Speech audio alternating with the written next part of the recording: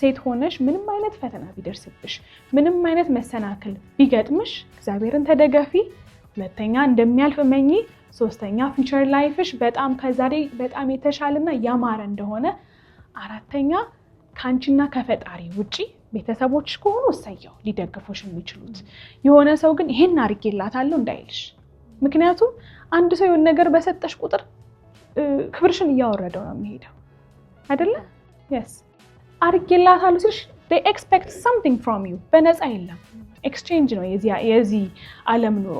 ስለዛ ሴቶች አይደለን እንደሚያልፍ ያወቅሽ እግዚአብሔር እንዳለ ያወቅሽ የሰው አቅም እንዳለሽ ያወቅሽ እግዚአብሔር ጤናውን ጨምሮ ይስጥሽ ጤና ካለሽ ሀብታም ነሽ ከዛ በኋላ ነገሮች ራሳቸው የተስተካከሉ ይመጣሉ ስለዛ ያልኳቸውን ነገሮች መከተልና መስመር መያዝ ነው እንጂ ምንም ነገር ሳይደርስባት ምንም ነገር ሳያጋጥማት የትኛውን ቦታ ላይ ሰክሰስ ላይም የደረሰች ሴት አለሽ ብዬ አላምንም